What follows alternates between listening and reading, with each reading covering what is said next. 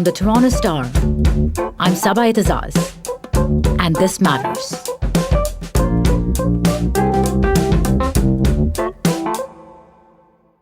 What President Trump said recently about the U.S.-Canada border restrictions might actually be a great way to sum up the strained relationship and confusing messaging that has become the expected dynamic between Canada and the Trump administration.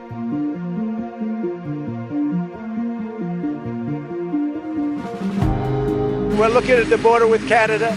Canada would like it opened, and, we want to get back to normal business. We have the USMCA all done, the new trade deal replacing NAFTA, which was probably the worst trade deal ever made by anybody. We have a great trade deal right now, and so we're going to be opening the borders pretty soon. We're working with Canada. We want to pick a good date. We're rounding the turn. Which was news to most Canadians, as most of them were happy to keep the border closed indefinitely during COVID-19 at least, as a recent poll revealed. Meanwhile, Canadian and American authorities were also confirming the inevitable extension of border restrictions. When we think of contentious borders, the US-Canada border, one of the friendliest and most open ones in the world, certainly doesn't come to mind. But pandemic politics and Trump's approach has changed all that. And who claims or reclaims the Oval Office might have an effect on just how and when the border reopens. Something which will have an impact on Canadian economy and community, and Canada's previous traditional role as a close ally of the United States.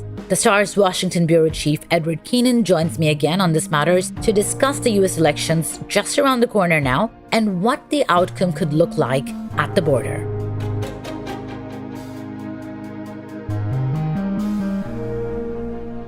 Hi, Ed. Good to have you on again. Good morning. I'm so happy to be on again.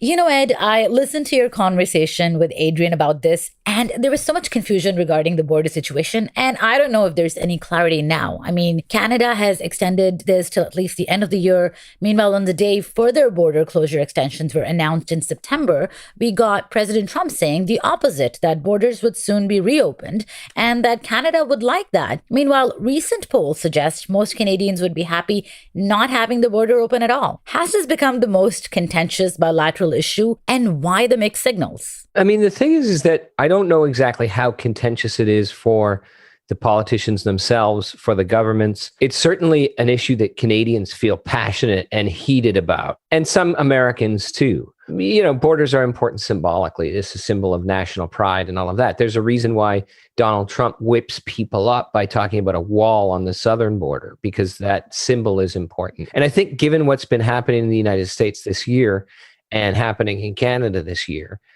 symbolically in a lot of people's minds, certainly public health and the COVID situation is the most important thing. And the difference up until now, the difference between how Canada's experienced that the US has is phenomenally important. But I think also there's something symbolic there, whether a lot of Canadians know it or not, in just sort of watching the situation in the United States under Donald Trump, where a majority of Canadians feel like the country's spiraling out of control and they want to wall themselves off from that. So I think that's all logged up in there. But you mentioned Adrian and I talked about this months ago now. And at the time, there was a significant amount of confusion about what the way out of it would be. And I don't think it's any clearer now. What essentially happened is that when the pandemic first sort of rose to prominence and everybody realized this was going to be an emergency, they announced that they were closing the border to non-essential travel back and forth. And that was a 1-month closure. And that has just been extended 1 month at a time ever since then,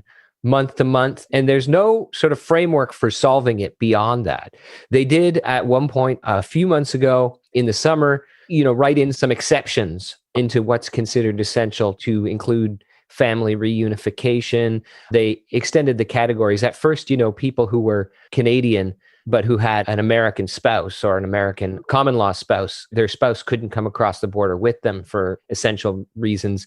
They've sort of loosened up some of those family rules.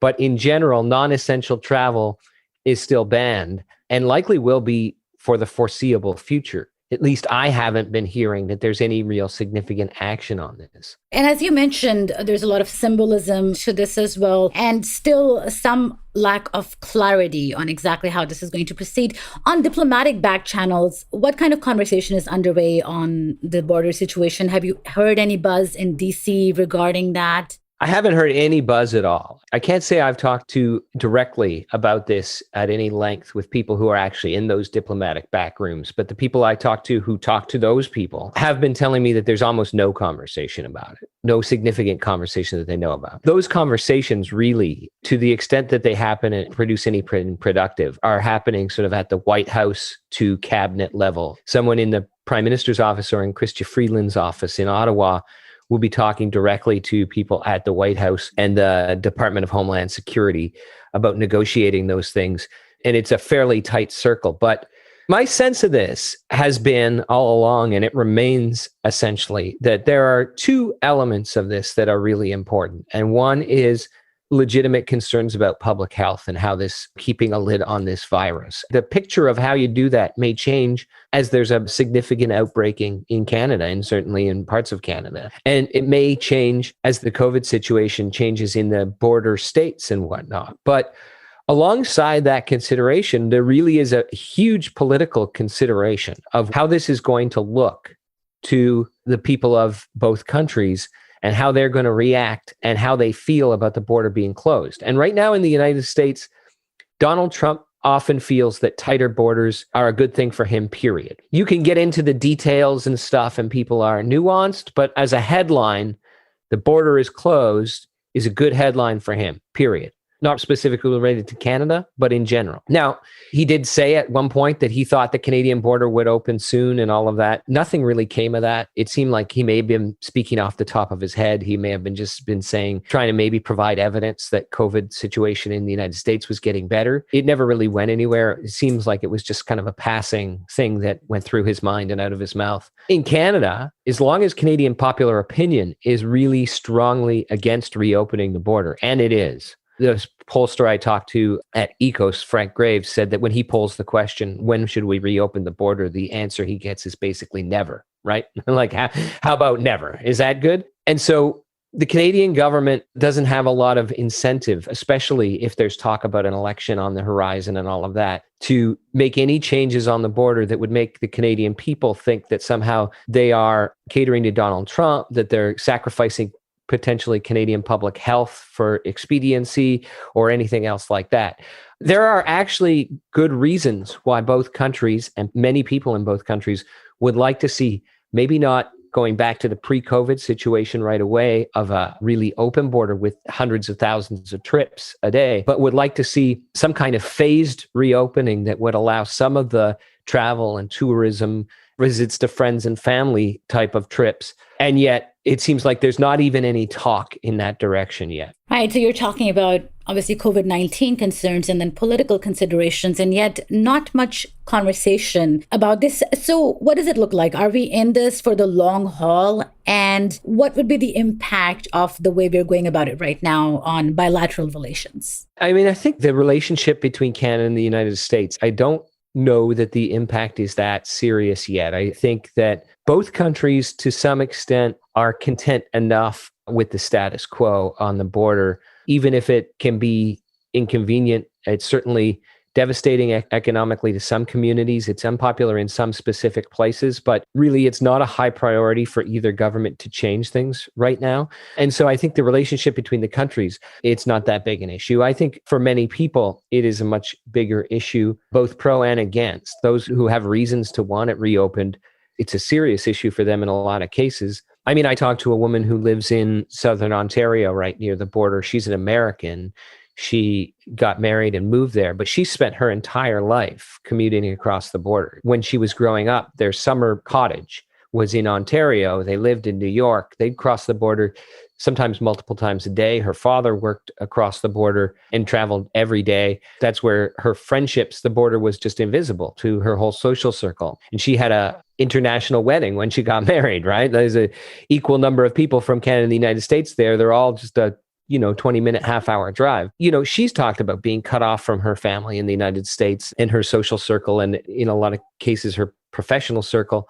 That has an effect on her. And then there are communities like Niagara Falls is an obvious example, whose whole economy is based in part on cross-border tourism and travel. Niagara Falls and Buffalo, New York, who rely not just on tourism, but cross-border shoppers and day trips and things like that. That stuff is down. Like that kind of car trips across are down like 95%. Canadians can still fly into the United States, weirdly. If you're arriving by plane, it's relatively hassle-free. And then, of course, you can go back home as a Canadian citizen and you'll be told to quarantine for 2 weeks. So it's not impossible to make trips. The kind of car trips that drove the economy in border towns and where a lot of cross-border tourism was happening have just been almost virtually eliminated. And there are a lot of politicians, especially the members of Congress who live along the border, have several times written letters and made speeches and been lobbying both governments, but especially their own government, to try and work on like a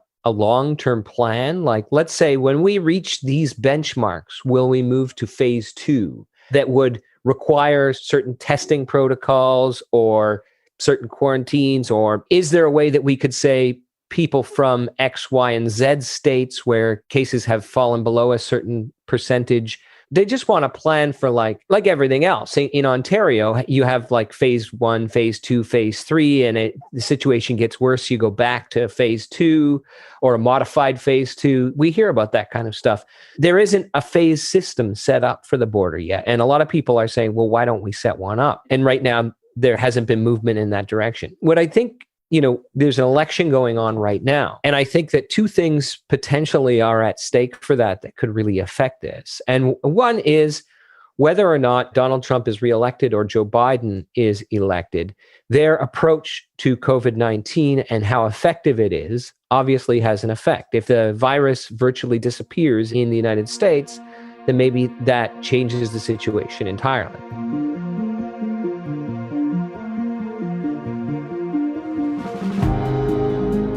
We'll be right back.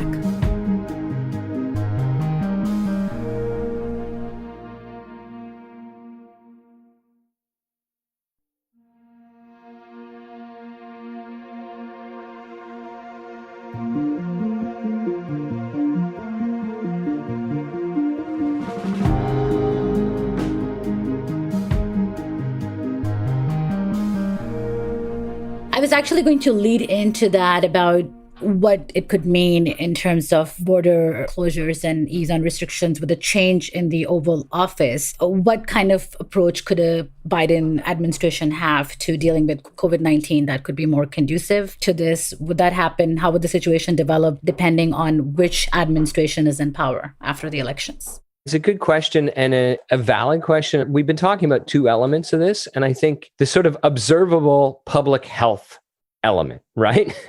And then the psychological political element. In both cases, there's some sign that a Biden administration might move this or certainly move it faster. And one is that by many informed accounts, Donald Trump has sort of mismanaged the virus. And both Americans, a majority of Americans, and certainly an overwhelming majority of Canadians have seen and believe that he has fundamentally mismanaged this. And the fact of it is, whether or not, no matter how much blame of that is directly on Donald Trump versus other things, the United States has had a worse experience of this than almost most other Western countries up to this point. And so if that gets better, Biden claims that he's going to follow the science. He has a plan. I've seen him endorsed by several coronavirus experts, or certainly seen his plan endorsed by them as offering the opportunity to get a handle on the virus better than Donald Trump's. If he does that, obviously that changes the public health situation, and that makes it more likely that we move the border. But I think almost as important to that, certainly in the months after the president is inaugurated, whoever wins the election is inaugurated in January. And I think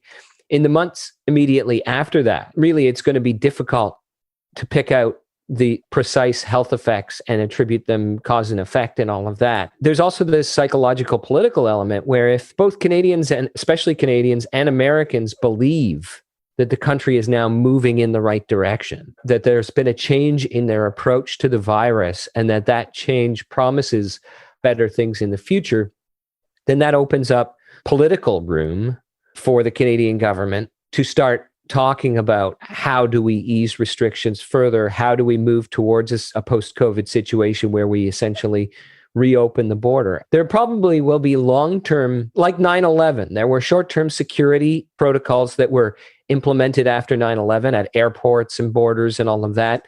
And then there were long-term permanent changes, like Canadians need a passport to get in the United States. They used to just need a birth certificate, right? There will probably be long-term changes, like public health questions will probably now become part of the border routine permanently, and we'll see. But back to the initial question, I think under a Biden administration, one of the bigger initial changes that offers the opportunity to move this forward somewhat is just the political and psychological belief that the United States is likely to be moving in the right direction rather than the wrong. Things might change in terms of optics and public perception as well. A lot of people consider that Canada has had a bit of a terse relationship with the Trump administration. So that could shift a little bit. Yeah, and I think actually that's a third element of what could change. By almost all accounts, assuming that Justin Trudeau is still the prime minister, but even if he's not, even if we have Aaron O'Toole or Jagmeet Singh, most of the experts on bilateral relations and government and that I've spoken to expect a more cordial, warmer relationship between potential President Biden and the Canadian prime minister and the Canadian government.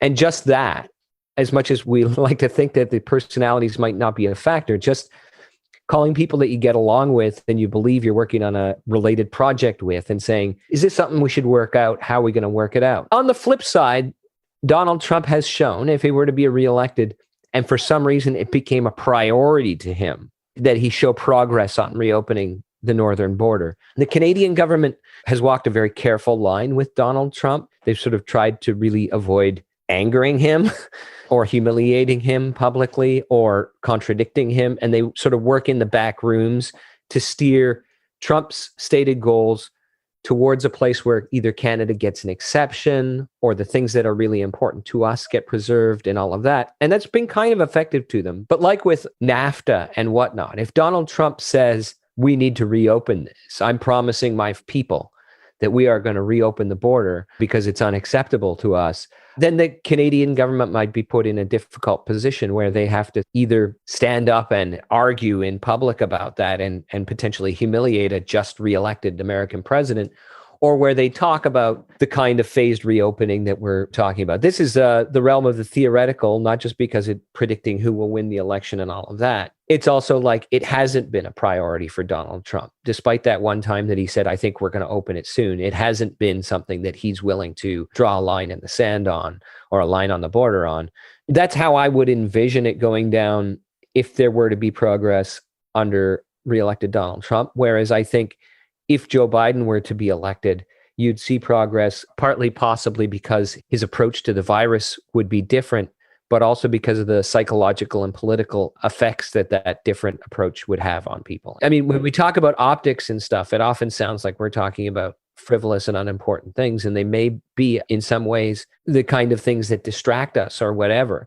But when you're talking about a political situation, how the public perceives it is actually a really important factor in determining how politicians are going to act, right? Absolutely. And you also talked about the need for an eventual conversation on logistics and how this can be done. You've spoken about the phase system. What could a border reopening process look like? We've had a very open border considering other international border situations. Regardless of election results, do you see us ever getting back to that? Yeah, but I mean, somebody said, and I think it's not a novel insight necessarily, but in regards to the coronavirus itself, like the whole thing, early on in it, some medical health professional that I heard say, people are thinking about it like it's a light switch or something, but it's not going to be like that. It's going to be like dawn, where slowly and imperceptibly the sun comes up and eventually you realize it's light out again.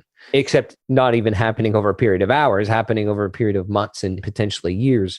The border, like a lot of other things, and assuming this virus, this pandemic, eventually fades from being a daily concern for most people around the world, whether there's a vaccine or something else that makes it something we are no longer concerned about in the way that we're no longer concerned about SARS, or the way that people in North America are no longer concerned about Ebola.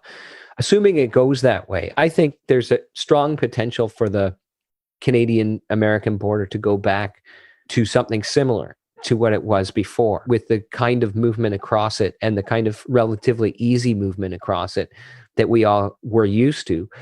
But I don't think it's going to happen overnight. I expect that there will be many phases over potentially a period of more than a year or 2 years, depending on the course of the virus. But even if it were to go away in the next few months, even if a silver bullet vaccine came and the virus was essentially eliminated, I think we'd still see a slow, careful lifting of certain restrictions and rules towards what we were used to before. And then I think we'll wind up with some remnants of it in still the protocols, like discussions of public health and whatnot, public health questions being included at the border, some sort of health screening being a criteria for crossing the border, but it may be much quicker and easier. If the virus doesn't go away quickly, then advancements in testing, rapid testing and whatnot may open the space that's needed. If there's like rapid, reliable testing, diagnostic tools that we have that could be employed at the border as part of the process, they might open the door to a phased reopening of some kind, incorporated into the protocols.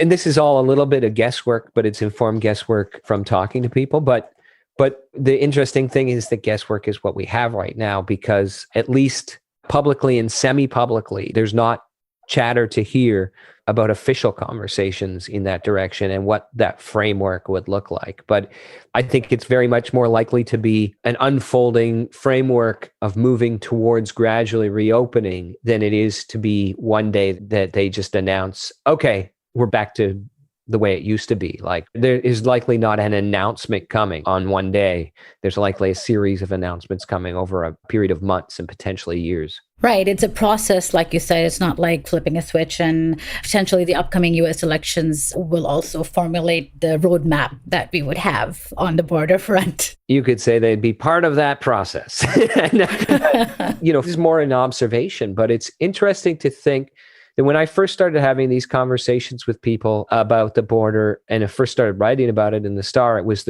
like April or May. And at that point, it was almost the built-in assumption. Some experts were saying the border could be closed until the end of the year. And everybody else was saying, oh, can you imagine? Like, this is a worst case scenario. We won't be able to go home for Christmas or whatever. And now here we are towards the end of the year. And the question really is like, could it be another 6 months? Could it be another year? Who knows, right? The virus has made a comeback in the United States and in Canada. Some people are worried that this peak in North America, certainly in the United States, could be worse than the earlier peaks in the spring and in the summer.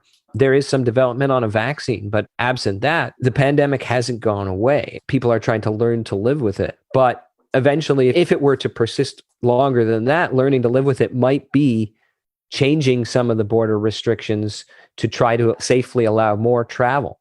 But that doesn't seem high up on the agenda. And so we've moved from a place where we were talking in an expected time frame of weeks or months to one where now people, I think, have really settled in and realized this is a long haul thing. The effects of it are going to be long haul too. Part of the new reality that comes with a pandemic like this.